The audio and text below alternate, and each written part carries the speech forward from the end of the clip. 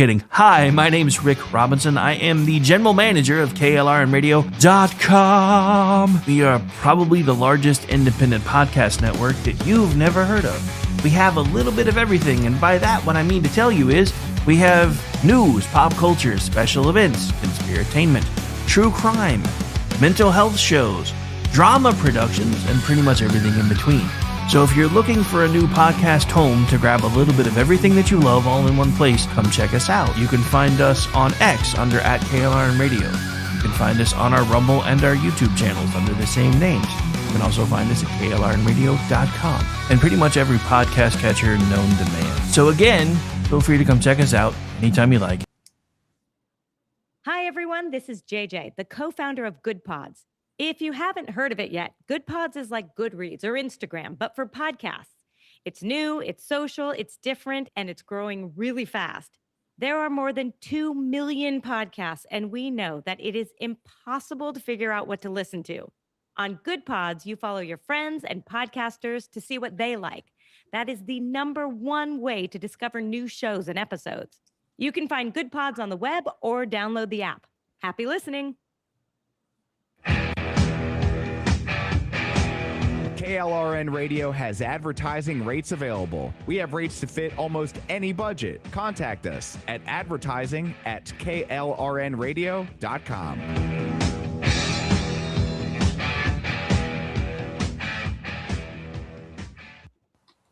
The following program contains coarse language and adult themes. Listener discretion is advised.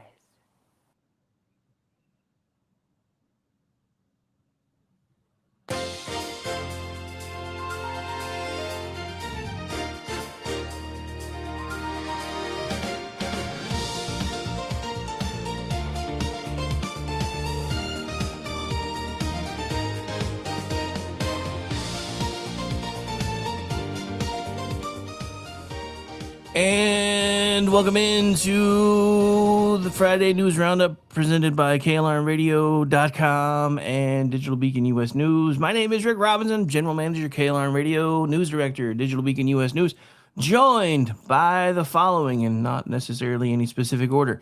Brad Slager from Town Hall, Red State, and right here at KLRN Radio. How you doing today, sir? How's things?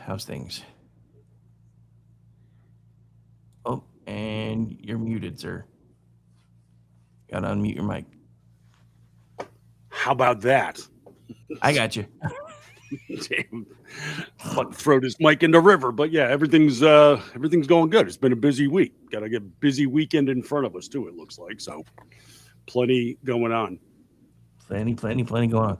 You start throwing things in the river, I might have to start calling you Ted. Well, go with, you have to. And Amy Curtis from Town Hall, formerly with me with Twitchy, but she left us and went on to bigger and better things. And as I say almost every week, kicking butt over there. I only did one show this week because my weather issues and internet issues, but still talked about like 4 of your stories. So. Thank you so much. Yeah. Hi, everybody. Yeah, I can't believe it's Friday again already. This week has flown by. It's been a crazy one. And then joining us from SHR Media Land, none other than the bulbous one, your conservative Sherpa, BZ. Good afternoon, sir. Well, it's Friday. Whoa. It's Friday. Whoa. Never do that again. No, I'm just kidding. Okay. I'll be here all weekend. Tip your waitress. Thank you. All right. But anyway. But yeah, so how's things, BZ? How are you? Good. Excellente, sir. Had a what I consider to be a really good show last night and then got crushed in social media. It's another day. Yeah. Dude, don't even get me started with that. Otherwise, I'll be talking about. I was hoping to get you started on that. Yeah, no, I burned like 20 minutes of my show doing that earlier, so I don't want to do that again. But no, but yeah. So anyway, all right. So let's talk about all the news that's fit to print and the fact that certain news organizations are going away, and I'm hoping for $1 fire sale so I can see what I can scoop up. Yeah, that would be a good place. That would be a good place to start. After almost 100 years, CBS News Radio is going bye-bye. I mean, I could turn that into the Digital Beacon U.S. News headquarters. I'd be okay with that. Yeah, that would be beautiful, and you would do so much better work than they did. I want to Well, of spread course, a 'cause that gives console. people like you to actually tell true stories. That would be awesome. I would love that. Oh, but yeah, so that was on my radar today, and I'm like, dude, this reminds me of when Bezos scooped in and bought the the Post for like $1, or what was it, the Post? I don't remember which one it was. Yeah, you bought the Washington Newsweek. Post for a song. Yeah, was it Newsweek? How many has he Yeah, bought by now? Oh no, somebody else picked up Newsweek for $1 because they were just mired in a couple $100 million in debt. I think Bezos picked up Washington Post for $1. $250 million, Something like that, yeah. something Oh, like that. maybe I got my wires crossed on those two stories because I could have swore he walked in and plumped down $1 and did the whole RoboCop thing. I'll buy that for $1. Might as well. Well, have whatever as much money he as its spent, minimum. it's going out the window already because I think every single year he's losing about $100 million, and they just keep shrinking and keep shrinking, and they can't seem to get that boat righted. So his investment has been,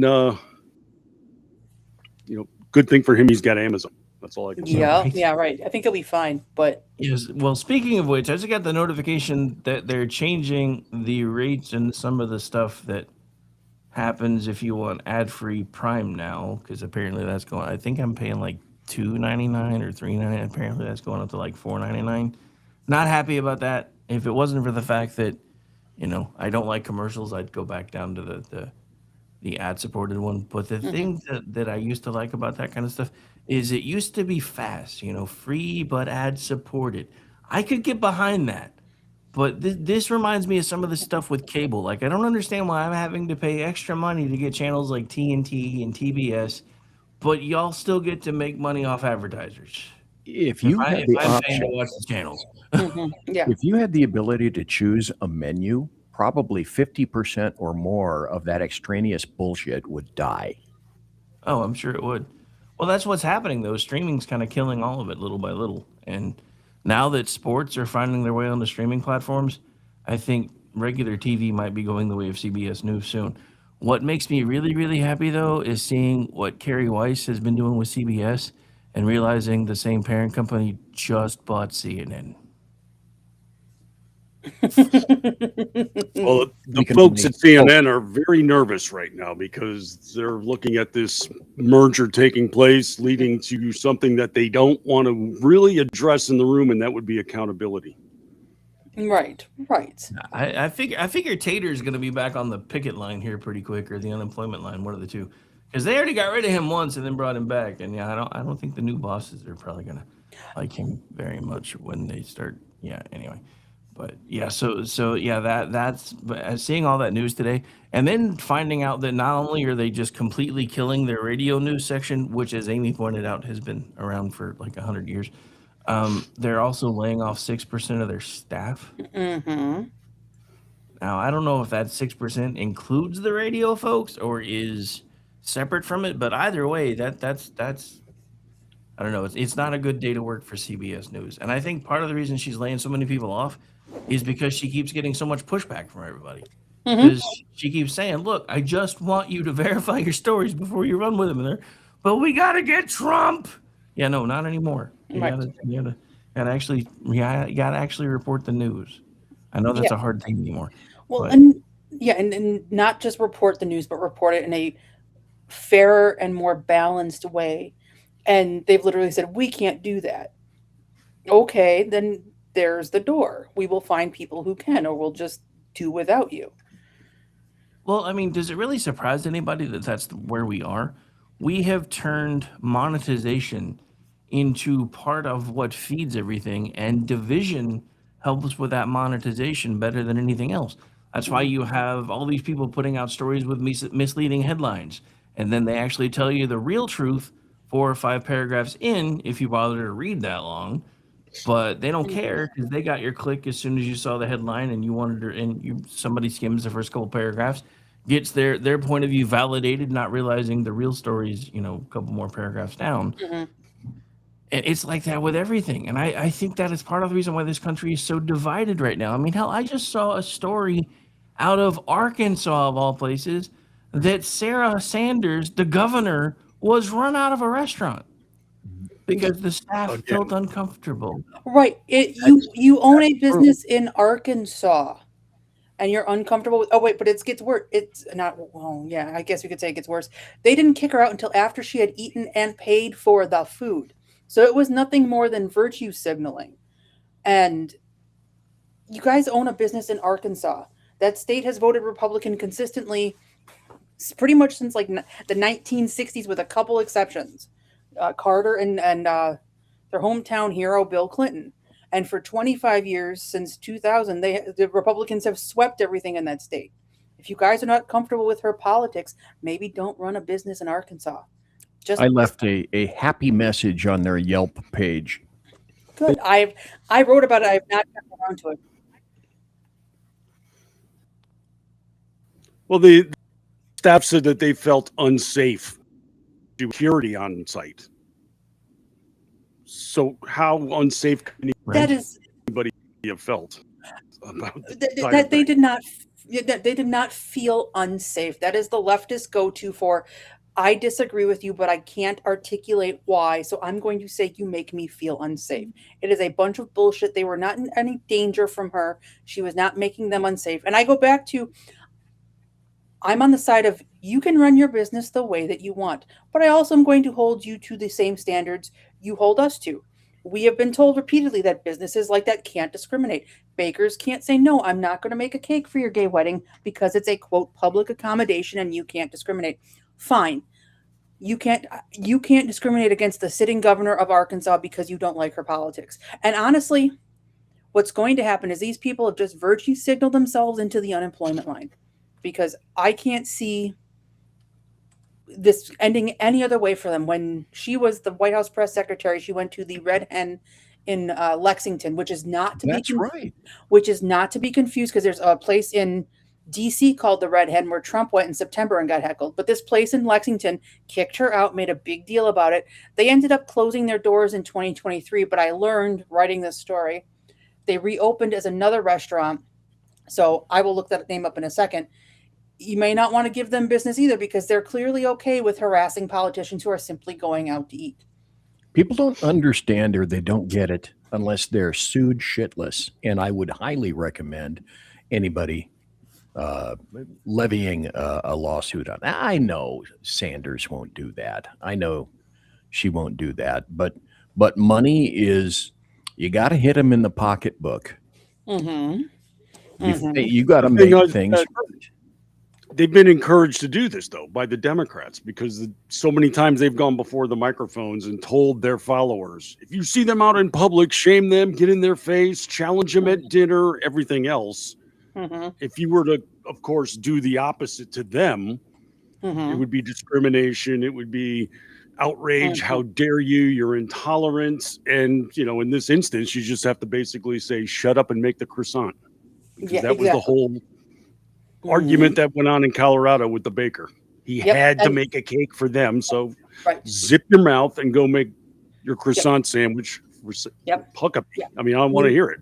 Yeah, they dragged that guy through court for over a decade. And because it wasn't just one, it was multiple leftists after leftists would come in there and make a cake for my Satan party, make a cake for my transition. And then they drag them back into court. I do have to give Governor Sanders kudos, because she handled it very classy. She posted on Twitter, Arkansans, I'm going to butcher that, I apologize, are known for their warm hospitality. And while that restaurant didn't meet that standard, my administration will continue to focus on lifting Arkansas up, not tearing others down. She walked away from this looking like the hero, and they look like a bunch of assholes. And circling back to the Red Hen in Lexington that had closed because of the way they treated her. They reopened under the name Zun, Z-U-N. So when you're dining in the area, maybe you want to avoid that one, because I believe in speaking with your pocketbook. Money hitting, if you can't sue them, don't give them your business. And let them face the consequences of their actions. Running a restaurant is an incredibly hard business. Your margins are very thin. You have very little room for economic error. And this place just shot themselves in the foot so they could virtue signal against a governor who is. She is a standard Republican governor. She hasn't, as far as I'm aware, done anything radical or wild in Arkansas. She really hasn't been in the news. And they decided to make this all about them. Enjoy the attention because I don't think you're going to like it. Well, they did respond after her comment where they claimed that she attacked them. She's like, well, we're proud and gay, and her attacks won't have any effect on us. Attack, really? This is all they got on the left anymore. I mean, I get it all the time on social media too. I'm losing my mind and all these other accusations when I'm making fun of something. You know, it's why are you blowing your head up about this? It's like, I'm sorry, I was just mocking them. But if you found me being angry, of course, just, you know, projection on their part, because everything has to be in the red zone. You can't just look at something and laugh. It has to be going out of control and trying to silence them. No, I want them to keep talking. So I don't know what you're talking about. Right. Well, they don't. The only thing that makes them angrier than being right is making fun of them and pointing out how absurd they are. They hate it. They hate it when you laugh at them. Well, you must be angry with me. No, I'm not. I think you're a joke. And that bothers them even more than arguing the political points of the issue. But I'm serious. Oh yeah, we all know you're super serial. So BZ, I saw this one. Thought you might want to talk about it. So looks like Idaho might be getting something right. Oh damn! There were a couple of things. Narrow it down, if you would. Well, so it looks like you guys have a bill in the works that will require police to check immigration status after arrests. Oh yeah. Well, you know, if you think you can escape the leftist clutches of everybody, Boise, I can remember 6 years ago, Boise was saying, Californians, stay the hell home. We don't want you here. Well, Boise was red. Idaho is so weird. It's schizo.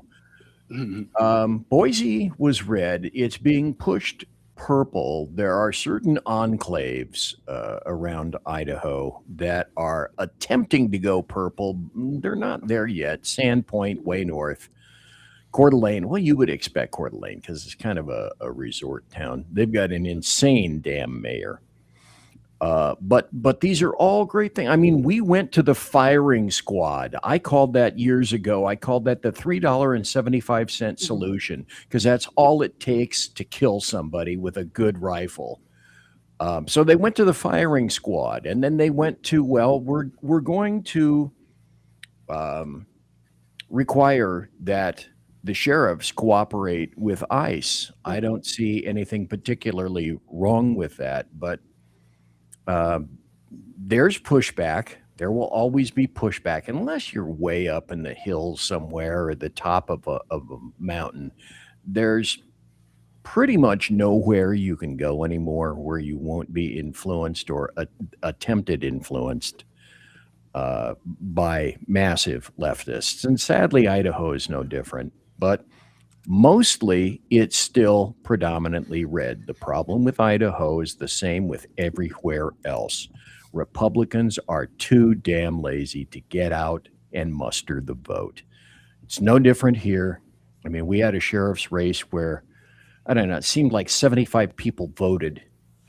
And so the person that I wanted didn't get in. But I mean, most of the people, they stay home. If they're small races, they don't seem to much care. But I don't just love it here. I love it here. Brown chicken, brown can. But no, I mean, I saw that and I was like, ooh. But yeah, I know that's your neck of the woods, so I thought you might want to talk about that. Speaking of necks of the woods, I got to bring this up. Has anybody else thought of shipping some butt paste to Rand Paul? Oh, for crying out loud. Oh. What a whiny little bitch. I'm sorry. Shut up. Sorry. Honest to goodness. Could he have acted any more childish this week? I get it. You didn't like what Mullen said about you. And what happened to Rand Paul was absolutely wrong. But you know who was even more vile about his beatdown at the hand of his neighbors? The leftists who he tried to hand a win to this week. So talk about, shooting yourself in the foot. Come on. Yeah, Rand Paul got his ass kicked. That's great. Yeah, they thought it was a big joke. And I guess, I don't know exactly what Mullen said, but I guess he made a flippant remark about it. Okay, fine. That was not his best moment, but seriously, the left wanted you dead, Senator Paul. Maybe put that Well, into perspective a little bit, because you seem a heck of a lot nicer to them than you are to the people who are you're supposedly on the same side as. well, I don't know about Kentuckians, but Oklahomans, we talk shit to the people we like. So Mm-hmm. I think Mullen might have been just trying to do the usual banter bullshit. Maybe I don't. It's been so long I don't remember the tone of voice that he used. But I said this today. Some of the people that have become my lifelong friends, we started out hating each other because Mm-hmm. we actually shit talked each other so much that eventually we got pissed off Mm-hmm. about it until we got over it, and then we got Yeah. past it. And now we're like best friends and we talk all the Oh, time. yeah. That's Go ahead. I mean, I can't say anything for Kentuckians, but I know in Oklahoma, that's just kind of how things are, especially dudes. I mean, if you cross the line with a dude, eventually what'll happen is we'll just knock the shit out of each other until we get it out of our system, and we'll have a beer together. So Mm-hmm. Rand Paul, especially the thing with Rand Paul is even if I was that pissed off with somebody, I would never whine to them publicly. If I'm gonna sound like a whiny little bitch, I'm gonna try to do that as much as possible behind closed doors. So then if I have to Mm-hmm. wind up knocking somebody's dick in the dirt, at least it doesn't happen where everybody can see it. I wouldn't give him the satisfaction. Right. Well, that's the thing. I mean, why would you do that in a hearing setting where you know it's going to be clipped? You know everybody's going to talk about it. Mm-hmm. And then, I mean, every talking head in Oklahoma has been making fun of Rand Paul now for days. And Mm-hmm. I thought of it today. I was like, dude, if I thought it would make it to him, I would ship him a crate of paste. But see, says this more is about what him we than it always does tell. about Mullen.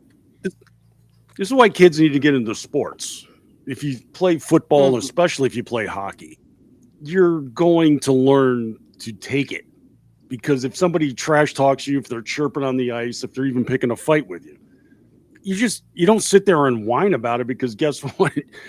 The rest of your team is going to be jumping on your ass. So you got to learn to just toughen it up. But this is where we're at politically anymore. The left is always sensitive, use the wrong word, you attacked me, I feel unsafe, all this nonsense. Where in a case like this, if Mullen said something to you in public, you Mm-hmm. respond with the same amount of venom, or you make fun of the guy and move on. You know, you mock them, you reduce them, fight back. What you sit there and whine about it. I don't know why you're so mean. Why are you coming after me? It Right. makes you look like a sniveling little wimp. And what the hell are you doing in DC? Because that's Right. the last place you should be. Well, I think you're absolutely right, and I think that brings up a bigger problem that I have with Rand Paul, who I like his issues. I agree with him on a lot of things, but he can talk a good game. There's never any follow through. Like, all of his ideas never come to fruition. There's never a push to actually enact some of his policies, which are really good. So I feel like he's just all hat, no cattle. And it gets very, very frustrating. It's all performative. And I would prefer somebody who actually gets stuff done, even if they're a little rough around the edges. Well, I mean that's just it for me. Is you know Rand Paul and Thomas Massey both sport themselves as a libertarian. There was a time the Libertarian Party was the rough and tumble party of the three. They were Hmm. the ones that were willing to get down in the dirt, willing to throw punches, throw elbows, whatever they needed to do. And then at some point, they just became another offshoot of the liberal leftist lunatics, Hmm. which is Well, why part of the I'm saying, problem is the libertarians can never actually agree on what they stand for. I mean, you could talk to two libertarians and get completely different viewpoints. You could speak to five libertarians and you're going to get five viewpoints. It's Hmm. They don't know how to coalesce any of their talking points or any of their supposed foundational standards. So, I mean, I appreciate them at times, but it's like, try to get a little bit of messaging going, because you're really not conveying anything as far as what your title means. I mean, I get where Rand Paul wants to be, the so-called economics hawk. Hmm. But again, he comes out with his big list at the end of every year for the grievance list. All the government waste. Great. What are you doing about it? Doge did more in 3 weeks than he's done for years of putting out these wasteful spending announcements. So it's just pretty much a bumper sticker for them. I'm a libertarian. Great. I want to pull ahead because I'm trying to get my sandwich from the drive-thru. Right. This is when Exactly. you pull forward, bro. So Amy, one of your posts just gave me the idea for one of the things I'm going to say when we move on to the next topic, which is, I know everybody saw it today, but a living legend is no longer with us, and I have a running theory that he actually died in the year 2000, but death was too afraid to tell him until yesterday. So, but yeah, so. I also have a sneaking suspicion that Keith Richards might be jamming out to Queen right now. I said Keith Richards is going to outlive us all because Yeah, which is why I said he's probably jamming out to the Highlander theme right now. yeah, it's it's incredible. Chuck Norris is one of those figures that you think is going to live forever. He entered sort of this American mythos akin to the closest I think we've had, I said this on Twitter, to Paul Bunyan, where yesterday when we learned he was hospitalized, and it turns out he had probably passed away at that point, because the reports I read today said he died Thursday morning, which would have been Hawaii time. So that would have been about the time we learned that he was in the hospital. And it was, the hospital is expected to recover, and everybody, this tough guy sort of mythos. And the death comes for all of us, and it's certainly a loss. He was a deep man of faith. He was a committed conservative, a philanthropist. He was a great many things, including a father of 5 and a grandfather of at least 17 grandchildren. And I'm sad that he is no longer with us, because it really, really is a loss for America, pop culture in general. And I also saw that Mean Joe Green passed away today too. Did he? Oh, Yeah. that's bad. Yeah. He would have In the been. What is this group? Remember when groups of 3 would last for like a month? No, now it's just like boom, boom, boom. Yeah, 'Cause it was usually we always get about a week of those. It'd be, all right, who's next? Come tomorrow, that kind of thing. I went to check his birthday. Hang on. We're going to retract that, because TMZ and people are both reporting he has not, in fact, passed away. The family said the rumors were false. Even though the Steelers had apparently posted that he passed away. I feel better. How exactly does a rumor like that even begin? Hey, Like somebody arbitrarily wakes up and says, I'm going to pass off Mean Joe Green is dying today. It has. To what end? I just to sit back and create chaos. Okay, well, I'm glad he is. I'm glad he is still with us. God what said, had said, happened let was, there be light. yeah, Chuck Norris replied, say please. nice. So yeah, what had happened was somebody woke up and chose shenanigans. I swear to God, I'll pistol whip the next guy that says shenanigans. What's the name of that place with the shit on the wall and the mozzarella sticks? Hey, you mean shenanigans? Oh. I do got to give a hat tip though to our good friend Gordo Cranky over at Twitchy with his headline: Chuck Norris walks through the valley of the shadow of death and is not afraid. Amen. Well done, son. Chuck Norris got mad at dinosaurs just once. Only once. Only one. Because that was all it took.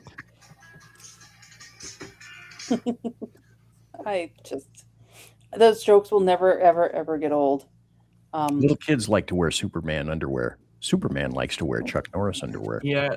Well, back to the Norris thing for just a second, because Gordy actually beat me to that. Because normally when I have the time, especially since our Grim Reaper moved to Town Hall, I usually try to write some of those things, because usually everybody's like, can you write that? I don't want to. But Gordy grabbed that one today. Funny thing is, we were going to have a very similar headline.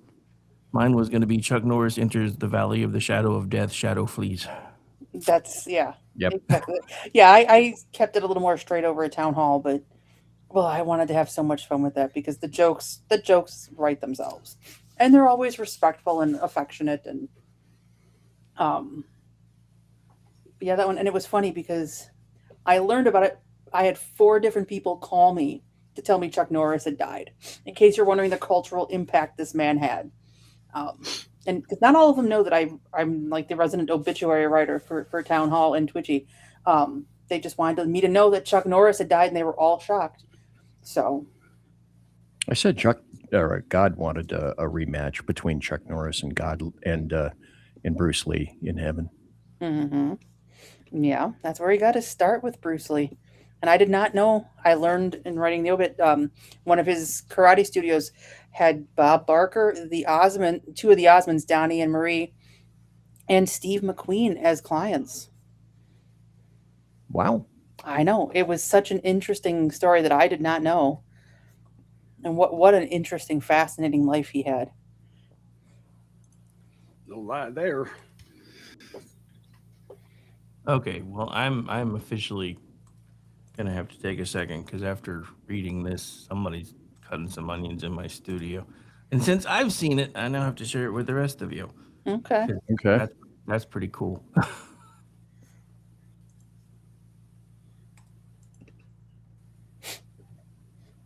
It's actually from the U.S. Marines account on X. Chuck Norris didn't join the Marine Corps. The Marine Corps applied to him. Heaven streets have always been guarded by Marines. Today, Chuck Norris reported for duty. And it goes on from there, but I can't read anymore because of the damn onions. Mm-hmm. Well, he was an icon, and we acknowledge icons. And he became even more popular post his movies. Had some okay TV shows, but he just became, I don't know, I think the Chuck Norris jokes just elevated him to another level. Mm-hmm. What was even funnier is after they were going on for a few years, he started leaning into them themselves, and it just made it absolutely amazing. Exactly. But one of the most interesting things about this post from the Marines is he was actually a U.S. Air Force military police officer. I did the math today because I could have swore they said he joined in 56, and if I'm doing the math right, that would have meant that somehow he managed to get in at 16. But then again, it was the 50s. So apparently, that's why they said he didn't join the Marine Corps. We applied to him because they made him an honorary Marine in 2007. Really? Yep. That's great. Yeah, apparently he's one of just about 100 individuals to be awarded the title of an honorary Marine in the entire 250-year history of the Corps. So that's pretty cool. That is really a great honor. I read that post too, and yeah, someone needs to stop cutting onions because Right? getting a little dusty in here. Hey, we got a repost from Sister Told You. Woohoo! Yay! She and I share a birthday. I love that. Yeah. Oh. Wait, you guys are birthday buddies? That's cool. We are birthday buddies. Yes, we are. When I worked for OU, I had 3 other people in the office when I first started that we all had the same birthday. So it was always this big thing where everybody made a big deal because there were like 4 of us on the same day. And then they started retiring. I think I was the next to last one when I took early retirement. I think the other one's still there. But yeah, so. Hey, Brad, Yeah, I read your Stacy's article my at Red medium State. sister. Stacy's Which your what? one? She is sister over at Red State. Nice. We gang up together. I was curious about this. So, The thing about the Florida governor, who's popular with the press. Oh, that's freaking nonsense, I tell you. Yeah, I was going to spring that one as my baby of the week, but we can get into that one. That's, Okay, sorry. You're big footed, fine. sorry. No, there's Mr. Fishback is his name. He's running for the governorship allegedly, and the freaking press just loves to highlight this guy, come down here and make it seem like, he's platforming racism in the Republican Party. Nobody down here gives a rat's ass about this guy.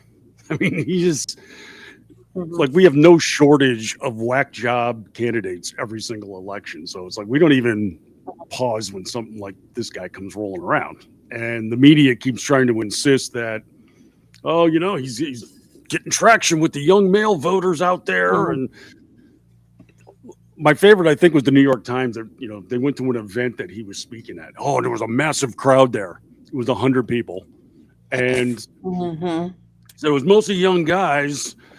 Many I spoke to are still in high school, so not voters is what you're telling us. Right. Got it. Brilliant. There. Yeah. Mm-hmm. So while they're trying to call us racist, leading in the polls, not just slightly or largely, but just like it's not even a contest, Byron Donalds. Mm-hmm. Who, So by all he's- accounts, I think is a pretty good dude. He's pretty much going to be governor right now because, I mean, the primary is not even close. He's polling at like 40%. Second place are people saying, I don't have an idea yet. And then everybody else is behind that. Mm-hmm. So he's going to be the nominee. And then every poll right now shows him against any Virat, and he's beating them all by like 8-9%. So it's All right. There you go. but we're racist. We're about to elect a black governor, but we're racist. It's just Right. ridiculous as it gets. DeSantis is, I'm guessing, termed out then? Yeah, he's finished up this year, so it's passing of the torch. But I mean, since DeSantis has been in power, he barely squeaked out a victory. He won by like 1.5 percentage points over Gillum, and Mm-hmm. since that point in time, this state has gone from purple to maroon. It's Mm-hmm. just been, I mean, voter rolls have gone massively GOP in the last 8 years. Full legislature. We've got 2 senators that are Republicans for the first time since the Reconstruction. I mean, we're a Republican state now. The Democrats don't even spend money down here anymore. Right. They have written you guys off. So what do you think is next up for DeSantis? Probably, if JD Vance wins the election, he's probably going to be in the administration in some capacity. Kind of take the Pam Bondi route. So he could be an AG because he was a JAG in the Navy. That's a possibility. Yeah, I could see him being part of a future Republican administration. I love DeSantis. Drove to Iowa for the weekend to see him talk.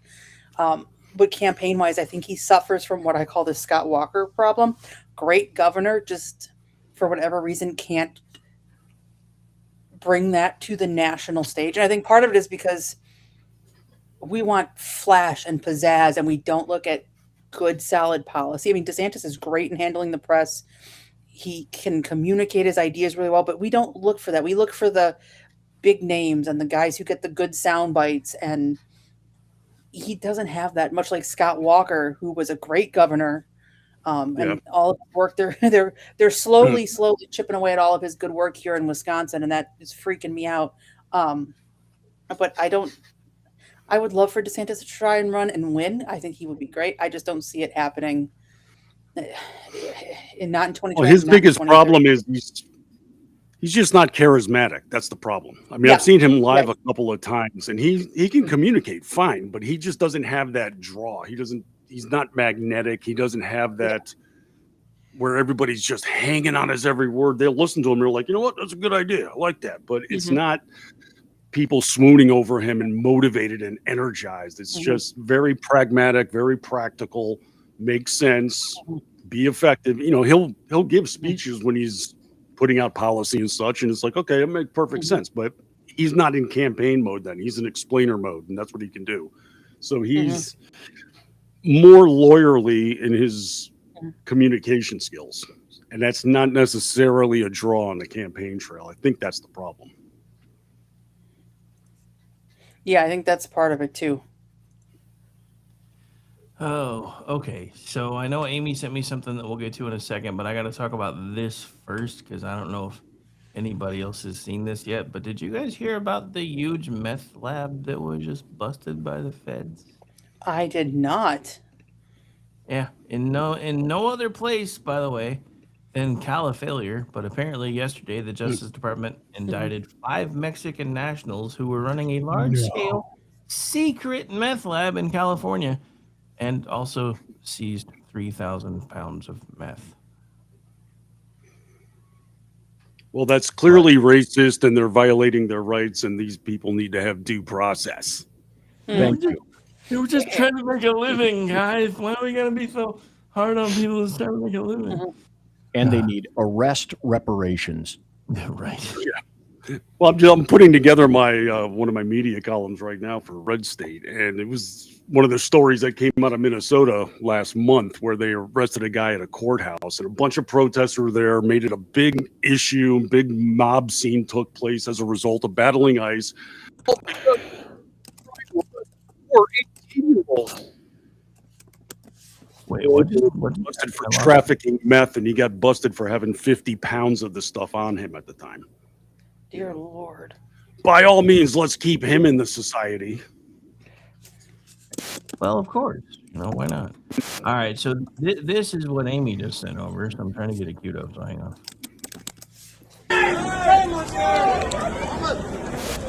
Don't say nothing to him. He's a pig anyway. Guys, don't say nothing. Don't say nothing to him. He's a pig anyway. Don't say nothing to him. He's a pig anyway. It's the only man. It's the only man that's the problem. It's not him. He's a pig anyway. He's got a hell anyway. It's not him. All right, so in case anybody can't make out what that is, that's actually the Prime Minister of Australia walking through a Muslim community and being called a pig. Yeah, Wonderful. he was at a mosque trying to appease these people, and they were attacking him. I wrote about it for Town Hall. You can find it over on my page there. And it was very clear it was not going well. They were yelling at him, screaming at him. This is the guy who bent over backwards after 2 ISIS terrorists killed Jews at Bondi Beach to talk about how... Point of order, I believe he bent over frontwards. Well, okay, fair enough. To appease Muslims after Bondi Beach, talking about how he's going to ban guns and make sure that we crack down on Islamophobic hate speech. And this is how they repay him. Unfortunately, he's not going to learn a lesson from this because, well, I wouldn't have gotten my country into this mess in the first place because I would have kicked all the Islamists out ages ago.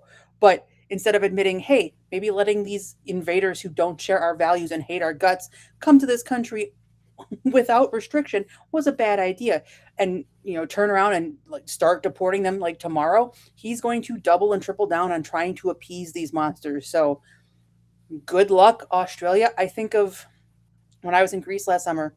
For whatever reason, Greece and Australia have a very close relationship, so a lot of the people who were there visiting were from Australia. It was the summer, which is their winter, wanted to get away to a nicer climate. They were lovely, lovely people who elect a shit government, and now they're going to be paying the price. Because, like I said, he's not going to learn from this. This isn't going to scare him enough to make him get rid of these people. He's just going to, let me give you what you want, so maybe you won't kill me, or maybe you'll kill me last. And that's exactly what's going to happen. Because if they were that angry with that big of a security detail, imagine what they'll do when you don't have that, or to the Australians who aren't the prime minister and don't have a security detail. Well, appeasement has never worked. No. Chamberlaining has never worked. Being a quisling has never worked. And it never will work because Islam, let me see if I can find this. Apparently somebody in, I'm not sure exactly where, here in the U.S. knocked down a Muslim crescent, and people said, oh, it's hate. I saw the story in Daily Mail, and I don't know the location, and it's really not immaterial. It's not an act of hate. It's an act of wisdom. Realizing that Islam, what it does is it attempts to dominate a weak and stupid nation like Australia, like the EU, like the UK, like ours, by exploding the growth of mosques and Islamic indicia and statues like that crap, and jamming it in our faces with the intent of overtaking and subsuming a country and its culture, ours, theirs, forcing us to bend to Islam's will. And as Rick has pointed out any number of times, Islam being the word for submission. I'm sorry, I could get banned here. Fuck Islam. I'm not submitting. And as Rick has said, and I picked this up because I think it's a great term, I'm not a racist. Islam isn't a race. I don't have Islamophobia, which by definition means an irrational fear. Like Rick, I'm Islamoeulabaic, which means I deploy caution circumspection, and I apply reality. Mm-hmm. That's one of the finest terms I've heard this year. Mm-hmm. Oh, absolutely. Absolutely. The crescent was on a mountain in Arizona. It was a Thank you. 10-foot high illuminated crescent that got destroyed, to which I say, good. Yeah, hell yeah. Because as a woman, everybody has a vested interest in making sure Islam, which is not a religion, but a socio-political movement, doesn't Yes. take a foothold in America. But women especially, because I will not have any rights under Islam. I will not be able to work. I will not be able to go to a doctor. I definitely don't need any more education because I've got a master's degree and the student loan debt to show for it. But my life essentially would be over. I would be subjugated to the whim of the Islamic men who not only believe that they have a right to rape me because I'm an unmarried woman, and a kafir, I believe, is the term they use for people like me, but then to stone me to death for committing adultery. And yet I see all these leftist women, we have to welcome the Islamists, and we can't be racist, and we can't be Islamophobic, and we have to be tolerant. No, I don't. I don't have to tolerate an ideology that wants to turn me into a second-class citizen. I don't have to tolerate an ideology that seeks to destroy my country. I am not going to be subjugated by the Islamists. And I don't care what it takes and what it has to be done. And I have no qualms with what happened in Arizona, especially after all these years of we have to take down Confederate statues because they're racist and bigoted and we can't have that in our country anymore. Okay, well, guess what? We can't have this foreign invasion either. Dude, they whitewashed the top of the General Lee. That still pisses me off. But I have two things to say on this subject. First of all, Aloha Snack Bar. Second, Durka. So I have another clip lined up. It's a bit of a long one, and I'm going to save this one as a surprise because I haven't heard it yet, but I read the captions, so this could be interesting. Where did it go? Is it going to load? There it goes. All right, and it is from, as I aptly call them now, Correction News Network. So buckle up. Trump could soon force banks to take part in an immigration crackdown. What I mean by that is sources tell CNN the administration is considering requiring financial institutions to collect and verify their customers' citizenship status, something banks aren't currently required to do. One source says the new policy could come through an executive order. CNN's Matt Egan is following this story for us. So, Matt, what are you learning about how banks are responding to this possibility? Yeah, well, Omar, this does appear to be part of the Trump administration's aggressive immigration crackdown. Sources. Okay, this is not part of the story, but whoever did this dude's makeup hates him. What the fuck? What is wrong with that faces? Those look like Pelosi eyebrows. All right, let me finish the clip. But I was like, oh my God, that dude doesn't look human. I don't know who did his makeup, but they hate him. Tell CNN's Priscilla Alvarez and I that the administration is considering new action that would require banks to check the citizenship status of their customers. Now, this would be something that would actually apply not just on a go-forward basis, but also to existing customers, which is pretty stunning when you think about just how many customers the banks already have. Now, this action could also require banks to check a different category of documents than what they normally look at, including passports. Now, I do want to stress that nothing here has been announced or finalized. It's not clear here whether or not this would come in the form of an executive order or some other action. We reached out to the White House, and a spokesperson said that any reporting on policy that hasn't been officially announced is just speculation. But some Republicans do support this. Republican Senator Tom Cotton, he put out a post on X yesterday where he said, I strongly support President Trump taking action to prevent illegal migrants from accessing our banking system. And he said he sent a letter to Treasury last fall asking for an investigation into this matter, and that he plans to introduce legislation on this issue shortly. Now, Omar, you asked about how the industry is reacting. Officially, they're not really saying much, right? Representatives from major banks, from bank trade groups, they haven't commented on this. However, sources do tell CNN that the industry is concerned here because they're worried that this kind of action, it could almost compel them to be part of the administration's immigration crackdown. One financial industry source told me that verifying every bank customer's citizenship status would be unworkable. This source said it's a bad idea. We are very alarmed. Now, I'm not going to play the rest of it because it's a long ass clip and we don't have that much time. But I did want to play at least through that part of it because, yeah, I can understand why the banks would be alarmed if you're going to start making them shrink their customer base. But this would also shut up the left in a lot of ways because now verifying citizenship won't have anything to do with voting. So it'll be really hard to talk about a poll tax. Oh my God, do I have thoughts about that? Hey, it's okay for banks to debank Trump.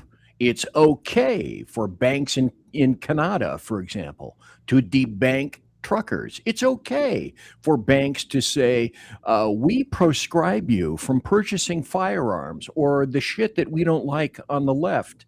You know, it's another end around. Did you guys happen to see where a little town called Social Circle in Georgia, and it's a wonderful little workaround, decided that, hey, when the ICE facility goes in, you know what we're going to do?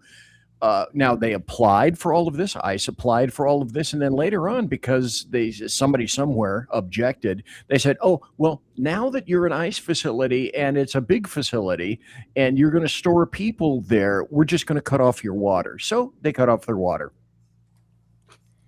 No, absolutely. That's exactly the point I was going to make is these banks have debanked conservatives and limited what we could buy for years. I think this is actually a brilliant move because logistically we can't round up and deport every single illegal that Joe Biden and the others have let in over the years. But what we can do is we can make it very, very difficult, nigh on impossible for them to live here. That means cutting off social welfare programs, including food stamps and housing assistance, making sure they can't have a bank so they can't access financial services to send this money overseas back home, wherever they came from. Just you make it impossible for them to live here. They're going to self-deport, which, by the way, we're still giving them a free plane ride and at least $1,000. It might even be more now to go bye-bye. Like, okay, make it worth their time to leave and make it not worth their time to stay, and the problem will correct itself.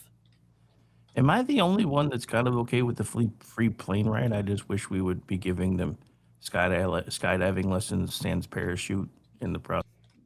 Well, I think we need to make them wait in the TSA lines that everybody else has to suffer through because don't get me wrong. Atlanta's airport is a shit show on a good day. And I know that because I slept there last June after things got royally screwed up on our way back from Greece. But people are getting in there 3-4 hours before their flights and they're still missing their flights.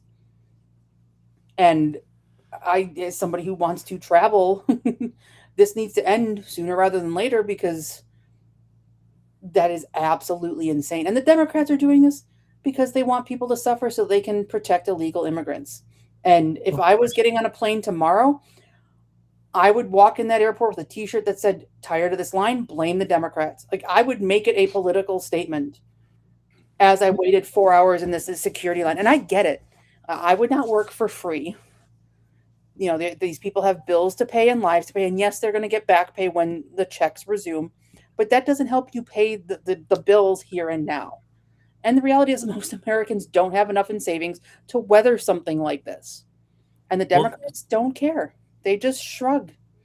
Well, so this has been one of the points that I've been using for the last, going on about, a month now, for everybody that I know who's below the age of 35, they keep screaming about how we need universal basic income so everybody can have a house and everybody can, if you want to know how that's going to work, just look at the TSA, because you piss somebody off, your UBI's gone, and then your car won't start, you won't have a house, your job will be pulled.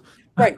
That has long been my argument for all these things that they say are rights. That is just their foot in the door to make sure they can control whether or not you have access to education, food, housing, income. They want that control over it. And we need look no further than COVID. where, oh, education is a right. You have a right, especially kids who have special needs, to a education. Oh no, there's a virus. We're shutting everything down. You are in speech therapy. You have to wear a mask, even though everything about science says kids with speech needs need to read lips, and that helps kids, if any, developmental level, learn language, learn communication. Didn't matter. They were also the same people who said, oh, if you're not vaccinated, we don't think you should get health care, which up until that point was a right that you could not deny them. The other thing is, did you guys happen to see the video of all the perfumed princes and princesses from Congress getting escorted ahead of everybody else? Anna, what's her name? Anna Paulina Luna. Yeah. Debbie Wasserman Schultz were escorted by people with official badges through all the lines, got in front of everyone else, and just waltzed onto their planes. And until you make these assholes hurt themselves, nothing is going to change. Yep. And 7 minutes ago, Eric Doherty just posted the Senate voted again to block funding for DHS and TSA, 47 to 37. What is this? Day 45 or something like that? We're like day 45-ish. If they were doing a talking filibuster for the other shit the way they were supposed to be doing, they wouldn't be able to vote for this anyway. And then they'd eventually be able to move back to this. All right, so you made a great segue a second ago talking about foot in the door. This is foot in mouth. This is great. Do you remember when Kathy Hochul said this? The era of Trump and Zeldin and Molinaro, just jump on a bus and head down to Florida where you belong, okay? Get out of town. Get out of town. Because you don't represent our values. You are not New Yorkers. Pepperidge Farm remembers. Now she's singing a different tune.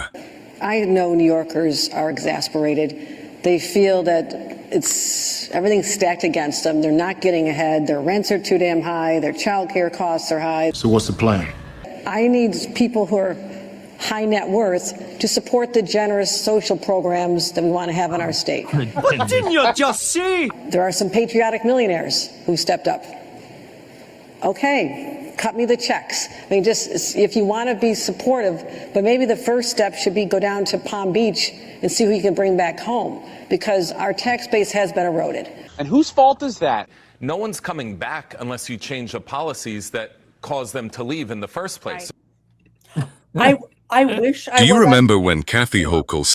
Hang on. There we go. It's okay. I wish I was on camera right now because the look on my face is priceless. I wrote about this for Town Hall, but I had not included the part about her telling them to get out of town. Bitch, they listen to you. Yeah. And there's no, I'm sorry, I'm not a billionaire. I'm not a millionaire, probably never will be. But the money that I do earn doing what I do belongs to me. And that same thing applies to the millionaires and billionaires. They have no obligation politically, socially, morally to give money to the government that then goes on to waste it and then goes on to give it to people who aren't willing to do the work. So Because sorry, but here's the completely outlandish thing, because backing up to what she said a second ago about how she needs millionaires and billionaires to come back to fund their generous social programs. Anybody know the dollar amount they're currently spending per person per year on the homeless? As I do. I think it was New York 141,000 or something like that. $81,000 per New York year. was 81,000. California was 141,000 per person. Yeah, that's like the average salary of somebody in New York. Yeah. So at this point, you might as well just hand them the money so they can not be homeless and go buy food instead of paying other people millions of dollars a year to hide the money and not fix it. Right. Well, no, it's the homeless industrial complex. They have no interest in fixing it because if they did, what they would do is they would institute policies that mandated sobriety treatment, mandated mental health treatment, including medication, and put these people in facilities by mandate where they were treated and kept safe. But they don't want to do that. Instead, guys like Hochul and Mondami just let them freeze to death on the streets of New York City because it's more compassionate to let them die of hypothermia than it is to force them to be in a residential facility getting treatment. It makes no sense to me. And no, she can, pardon my language, fuck right off with that come on back here. No, you wanted them to go, they went, goodbye, you're done. Maybe get rid of those generous social programs. Well, that's exactly like Gavin Newsom saying the same shit, and then, well, since everybody's leaving, we're going to try to tax you for the first year that you're gone anyway. You're gonna try to what now? Yeah, that's not going to pass constitutional muster. They no longer owe you. It's just these people are insane. But yeah, I thought that was delicious when I saw her. Taxation without representation comes to mind. Mm-hmm. Oh, right, exactly. And if they and that'll be ruled unconstitutional, so they are going to find other ways. I wrote about this for Town Hall. Washington State is now requiring a county in Washington, and it's going to go statewide eventually. You have to get an energy score on your home before you are allowed to list it, so that you have to pay for a private inspector to come in to tell you your insulation is up to ecological environmentalist code, your windows, your electrical system. And if it's not, you either have to make these expensive repairs or you can't sell your house. That's going to tank the housing market, and it's going to make it very hard for the middle and low income people to flee these blue cities because they aren't going to be able to sell their house. I think it's great. Washington, that's awesome. Stay the fuck out of Idaho. Right. But and part of it is you people voted for these idiots. You get what you vote for, and sometimes you get it good and hard. Thank you. And the dildo of consequences rarely arrives lubed. Maybe learn not to vote for Democrats. No, it arrives sprinkled with sand. Honestly, gun to my head, I will never vote for another Democrat in my entire life. Just absolutely insane. I'm even getting to the point where unless it's something completely major, I'm going to stop publicly saying bad things about Trump at this point, because all you do is give them ammunition when you do that. I'm going to handle that shit behind closed doors the way they do, I think. I mean, unless it's something major, like if 6 months from now we're like seriously boots on the ground in Iran, then I might be. Mm-hmm. But yeah, as far as some of the little stuff, I'm just like, you know what? We knew what we were voting for. We can, and I know BZ's going to disagree with me about this last point, and then we got to start doing the stories of the week stuff. But the thing with the prime minister of Japan, because I know a lot of folks were like clutching pearls over that, and I know it actually made BZ mad because I listened to a show last night. I actually, and I talked about this today, I saw some of the footage before she sat down with him, and I saw what her sense of humor was like. And if you understand Japanese culture, if he had pissed her off, she would have been staring at her shoes, because they won't make eye contact with you when they're mad.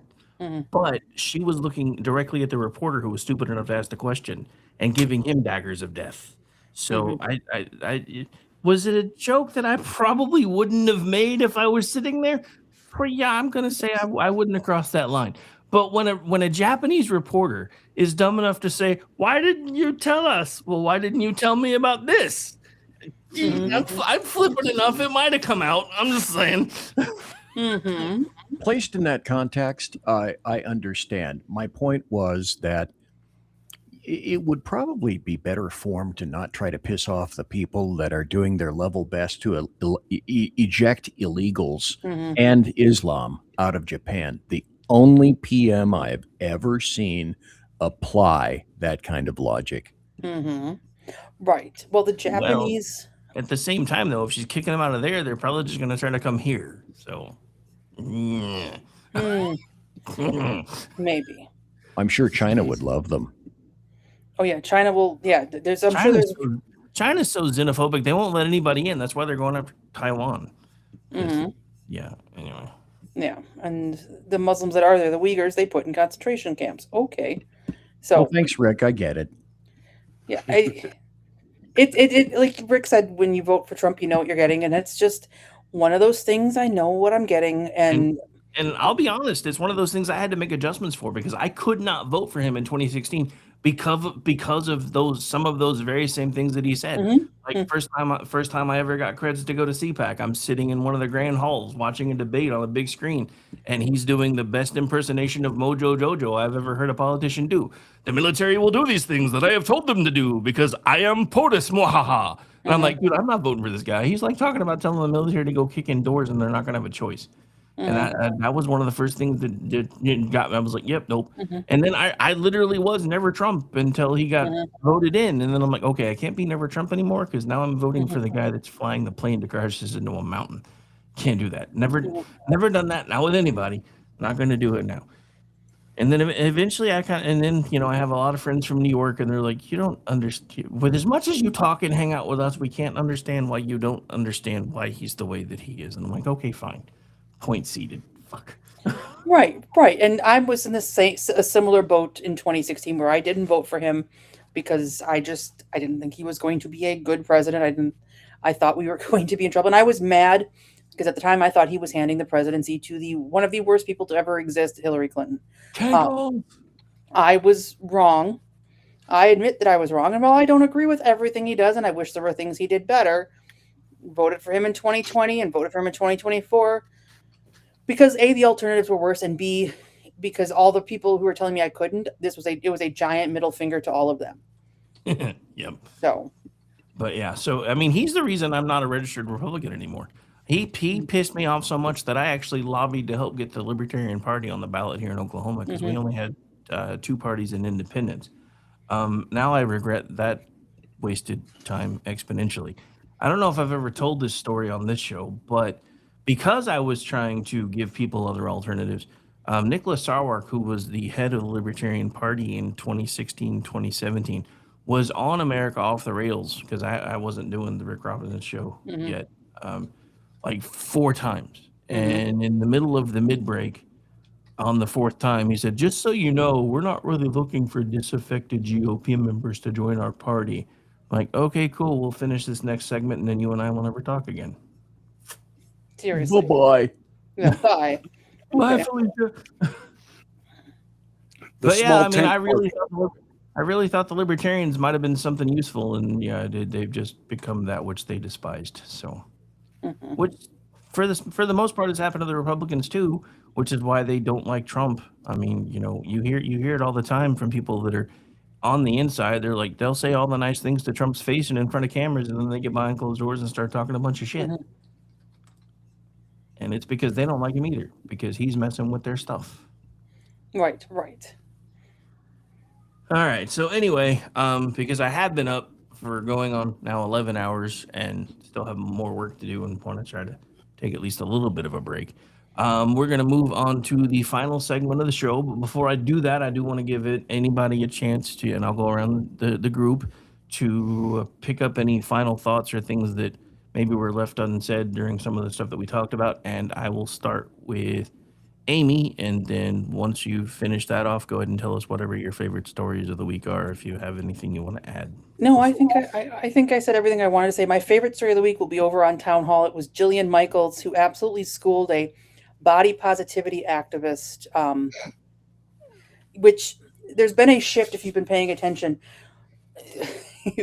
You can't talk about the ill effects of being obese, and I say that as a big woman who has struggled to lose weight her entire adult life, but you can't talk about the arthritis, the diabetes risk, the cancer risk, the cardiovascular risk, because that stigmatizes fat people, and we need to be body positive and fat acceptance, which is a bunch of bullshit.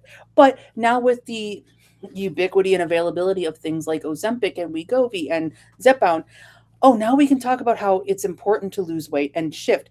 That being said, there are still some diehard clingers on who still think it's okay to be obese and healthy at any size. Jillian Michaels took this woman and just made her look like a fool, to the point where after the debate, she goes, I want to pause. And Michael said, of course you do, because what I have just said to you is irrefutable, and you don't even know what I'm talking about. And that's 90% of what's going on with the body positivity, air quotes, movement. They don't know what's going on. The other 10% is they want you fat and miserable because it makes you dependent on government. So eat less, move more, talk to your doctor. It's very simple. That is my favorite story of the week and advice that everybody can live by. So as always, thank you for having me on. You can find me on Twitter at Ranty Amy Curtis, which is below my name, at townhall.com, and on Amazon. Amy Curtis Gaslight. Buy my book because I appreciate the royalties that trickle in. They keep lights on and food on the table, and one of these days will hopefully land me that big book agreement.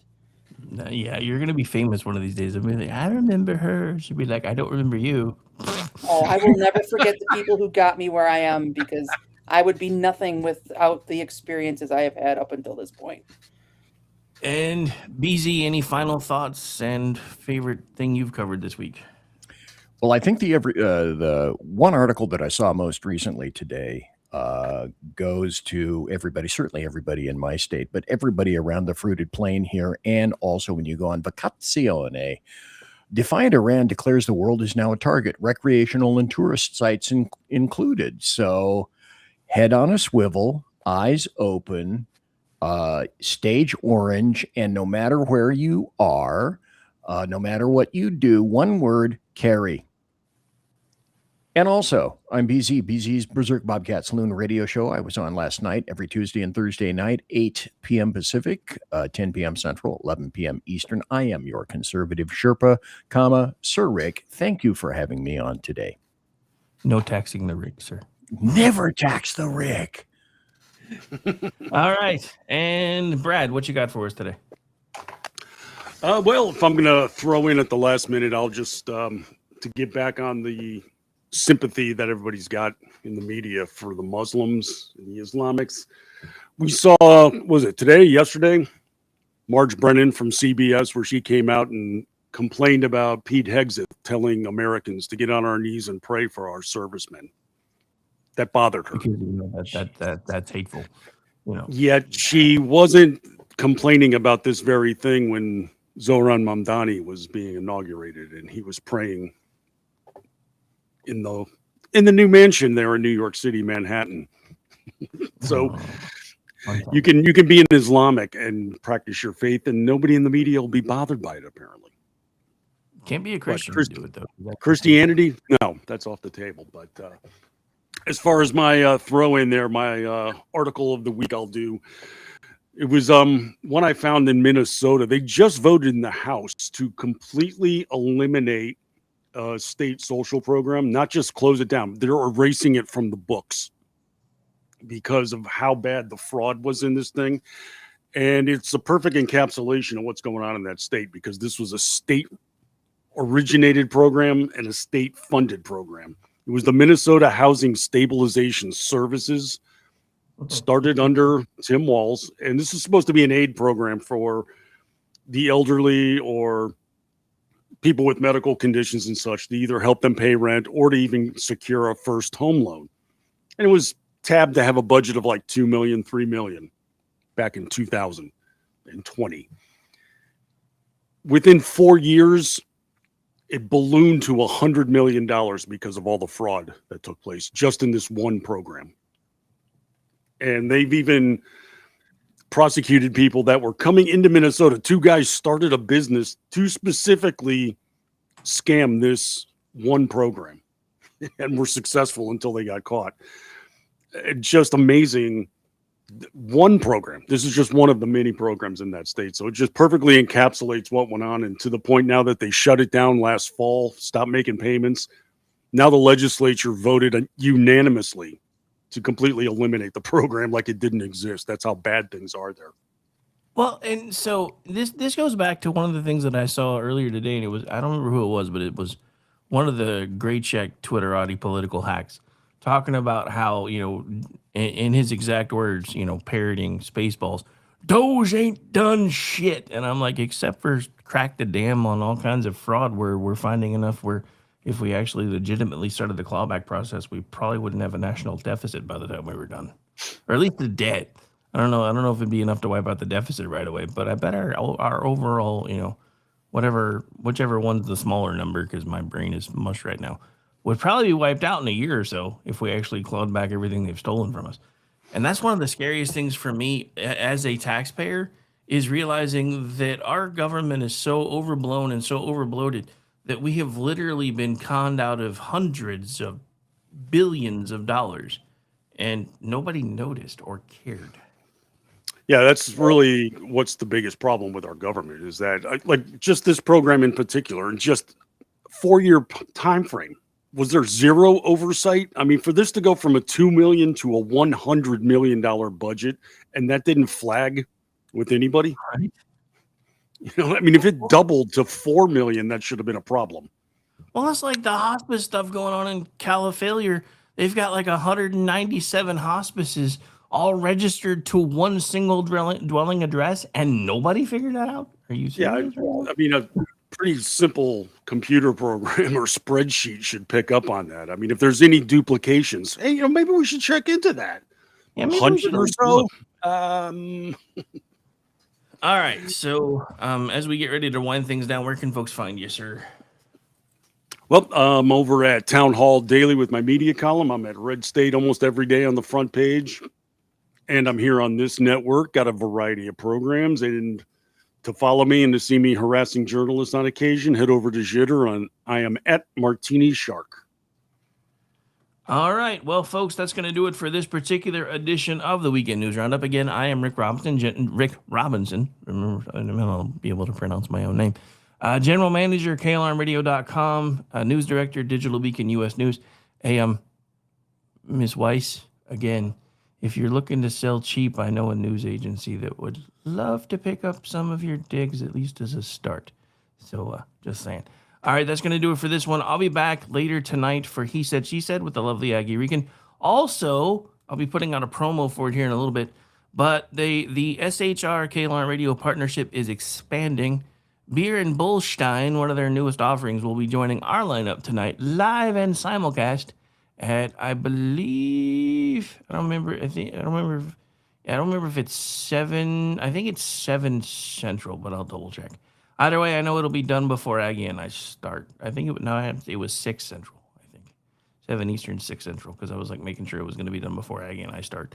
But I'll double check that, because either way, I know it can run tomorrow night. I'm not so sure about tonight, because I have to go back and look at the stuff now. Because did I mention I'm sleep deprived? Because I was afraid I was going to sleep through my first show. It's been a week. What can I say? Bye, everybody, and thank you for hanging out with us on your Friday. Hopefully we have prepared you for the weekend. And if not, buy booze. That always helps. Bye.